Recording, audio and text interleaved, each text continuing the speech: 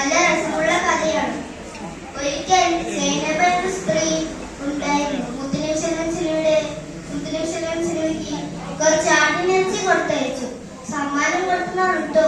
നബി സല്ലല്ലാഹു അലൈഹി വസല്ലമയും സഹപാഠികളും അത് സന്തോഷത്തോടെ കഴിക്കാൻ ആരംഭിച്ചു.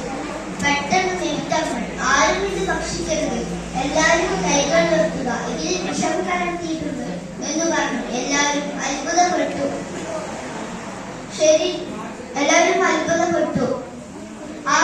നിമിത്തങ്ങൾ ആ പെൺകുട്ടിയെ കൊണ്ടുവരാൻ പറഞ്ഞു. അവൾ വന്നപ്പോൾ നിമിത്തങ്ങൾ ചോദിച്ചു, ഇതിൽ വിഷം കലർത്തിയിട്ടുണ്ടോ?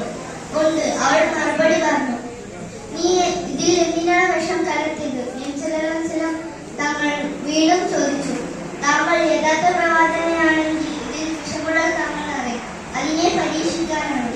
അവൾ കൂസലില്ലാതെ പറഞ്ഞു, ശരി ശരി, ഈ ഇറച്ചി കഷ്ണം എന്നോട് പറഞ്ഞു ഇതിൽ വിഷമുണ്ടെന്ന്, നീ പോയിക്കോ.